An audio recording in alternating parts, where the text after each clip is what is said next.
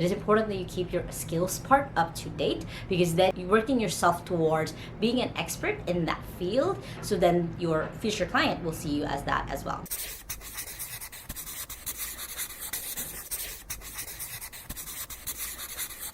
Hey there, welcome back to my YouTube channel. Now, my goals at this video is to give you tips as you're applying for jobs as a virtual assistant. Now, if this is your first time on my channel, my name is Lai Lacaba. I've been working from home since I was 15 years old and now run an outsourcing company here in the Philippines. And I post videos every Sunday and Thursday on how to work from home and how to have a business from home. So make sure to hit subscribe button right there so you don't miss any of my videos. Now, when it comes to applying for jobs as a virtual assistant online, it can be very confusing. It can be also difficult when you're just starting out, when you don't have any experience. So what I'm going to be talking about in this video is really all the different tips that I've given to my own coaching clients whenever they want to be coached on how to become a virtual assistant, as well as things that I've actually given as advice to applicants in my business into XU. The first tip that I have is to clarify your career objectives. When it comes to applying as a virtual assistant, whether you're a social media virtual assistant, you're an admin virtual assistant, whatever the case may be, you need to be clear of why that path is what you chose. It could be that it's something that you were really interested in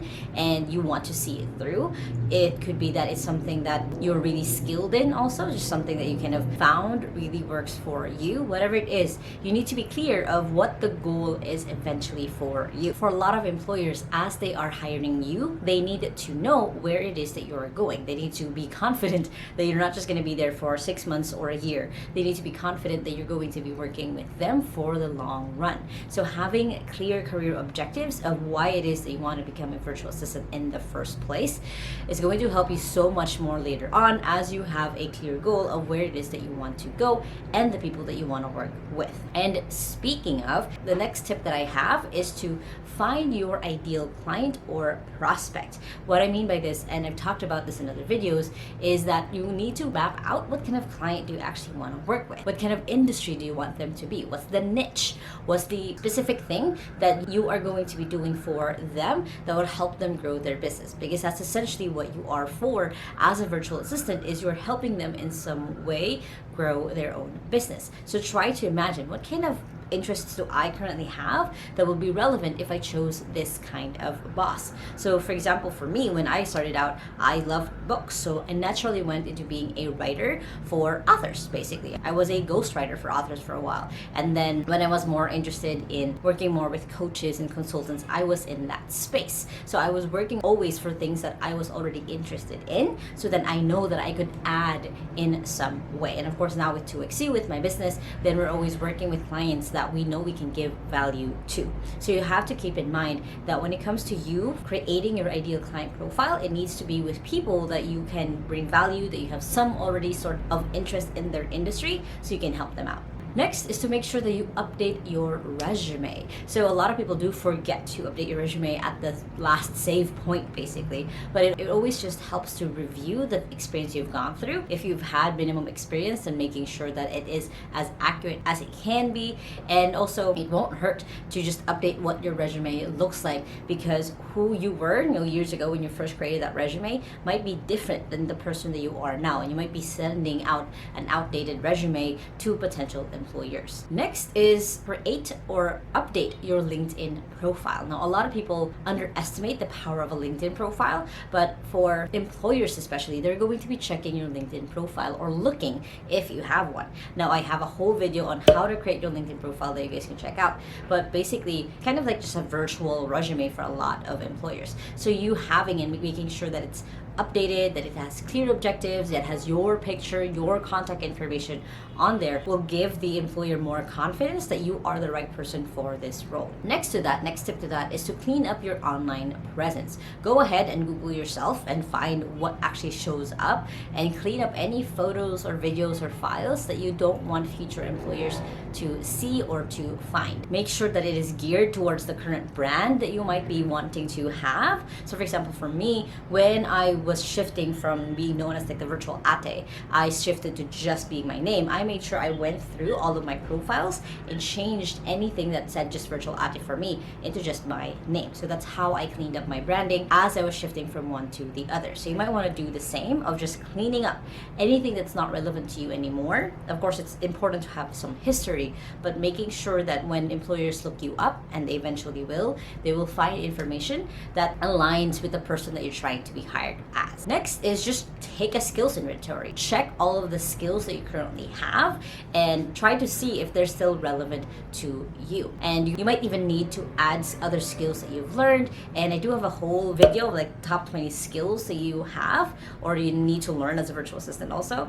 And you can look at that list and see, okay, these are the different things that I currently have now. These are things that I kind of, forgot, went to the wayside, I'm not doing anymore.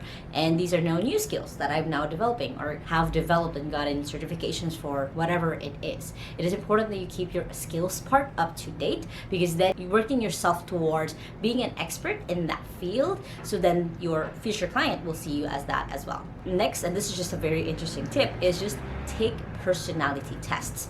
What I mean by this is you need to know what your strengths are, your weaknesses are, where it is that you belong in the workplace. And to do that, there's a lot of different personality tests that you can take. Of course, the famous one is the 6 personalities test or the Myers-Briggs test. There's also the DISC test by Tony Robbins, where it can show you what your dominant side is, and a ton of other work-related personality tests. So not just, the are you this pretty, or what is your favorite color kind of personality test.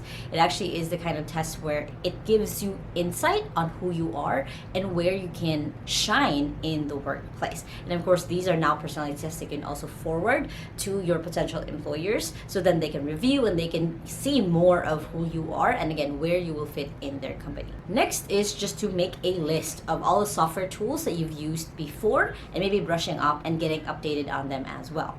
One of the things that is always evolving in the online or remote space is just there's so many tools to use. So keeping track of what software tools you've been able to work with before, which ones you've taken training on, is going to be helpful for your potential employer to know if you can be a match for the kind of person that they need, depending on the tool that they're looking for you to use or that they're currently using. Next tip that I have for you is to make sure that you read the instructions of the job ad. Now, this is something that I teach to our clients, is to make sure that you add what we call just an Easter egg, just to make sure that people actually read through the ad. So my tip for you is to make sure that you follow the instructions of the application. Don't wonder why your employer never replied to you if you didn't really follow the instructions that they needed to filter if you're the right person for them. So double check any instructions or job ads or emails before you send them out, just so you are putting your best foot forward for your potential employer. Now,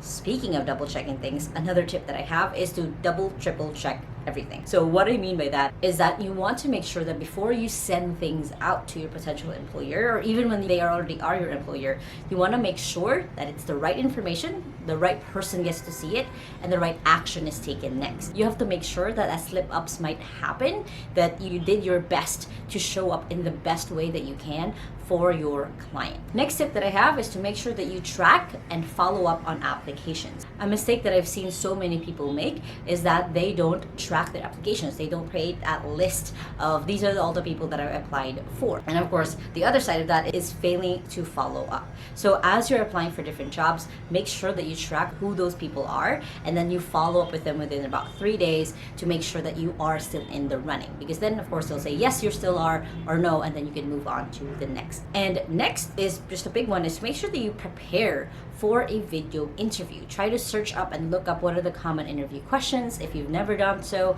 I've also done a whole video where I talk about how to answer common interview questions and more, so you're showing up a little bit more confident in your next video interview. Now, the last and major tip that I have as you're applying for a job as a virtual assistant is to keep focusing on yourself. What I mean by this is you need to keep in mind that applying for jobs at the starting point is mostly just a numbers game. It's you applying to different jobs, different clients, and of course personalizing and making sure that you are paying attention to them, but knowing that just because one said no to you doesn't mean that everyone else will say no to you. That's why I'm saying focus on yourself. Focus on upgrading yourself, upgrading your skills, again, upgrading your resume or your portfolio or how you show up. So when you do find that dream employer that you might have, that you will be ready to show up in the best way for them. Now, if you guys like this video, of course, make sure to hit the thumbs up button right there and comment below what other tips do you have for other aspiring virtual assistants as they're getting started. And if you guys still haven't yet, make sure to hit the subscribe button right there so you don't miss any of my videos every Sunday and Thursday on how to work from home and how to have a business from home, which you guys can check out those two playlists right here and the latest video right here. Now, hope you guys have an awesome day. Remember that small steps matters, and I'll see you in the next video. Bye!